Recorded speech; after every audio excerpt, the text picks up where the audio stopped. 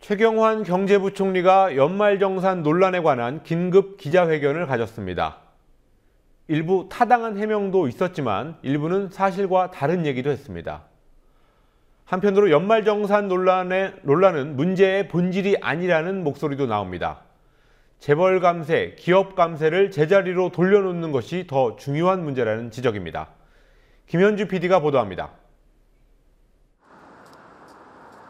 연말정산이 세금 폭탄이라는 비판과 세부담이 늘어난 것을 확인한 봉급 생활자들의 불만 어린 목소리가 이어지고 있습니다. 여론이 악화되자 최경환 경제부총리가 오늘 오전 긴급 기자회견을 열었습니다. 최 부총리는 소득공제를 세액공제로 바꾼 이유는 조세 형평성을 높이기 위해서라고 강조했습니다.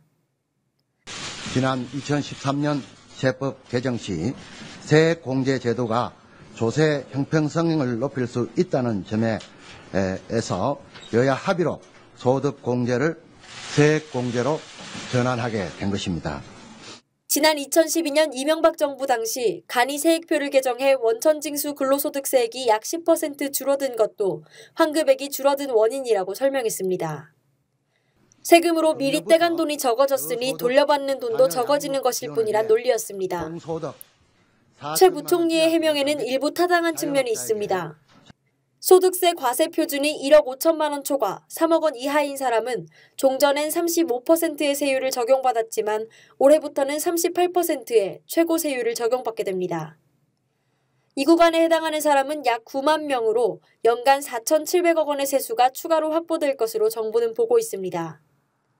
연봉이 1억 원을 초과하는 사람의 근로소득 공제율도 5%에서 2%로 낮아졌습니다. 연봉이 3천만 원 초과 4,500만 원 이하인 사람은 근로소득 공제율이 종전 10%에서 15%로 올랐습니다. 세금을 물리는 대상이 되는 액수가 적어진 것으로 세부담이 다소 줄어들었습니다. 하지만 연봉이 500만 원 이하인 사람, 500만 원 초과 1,500만 원 이하인 사람도 80%에서 70%, 50%에서 40%로 근로소득 공제율이 10%씩 감소했습니다. 중소기업 취업자들에 대한 근로소득세 면제가 3년간 전액 면제에서 절반 면제로 바뀌기도 했습니다. 저소득 근로자의 세부담을 경감시켰다는 최 부총리의 주장이 사실과 다른 부분이 있는 겁니다.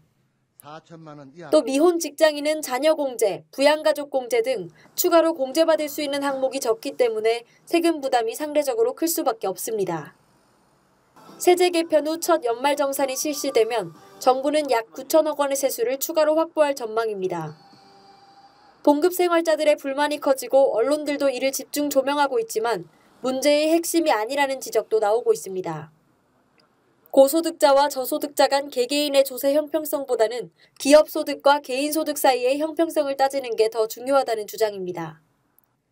정의당 박원석 의원은 자신의 페이스북에 이번 연말정산 결과를 가져온 세제 개편안은 MB 감세로 약화된 세수 기반을 법인세 정상화가 아닌 소득세 인상으로 메운 것이라며 강하게 비판했습니다.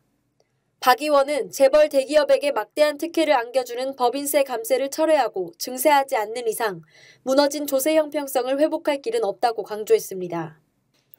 새정치민주연합 우윤근 원내대표도 지난해 법인세는 1조 원가량 덜 거칠 것으로 추정된다며 조세 형평성을 위해 법인세 정상화를 추진하겠다고 밝혔습니다. 국민TV 뉴스 김현주입니다.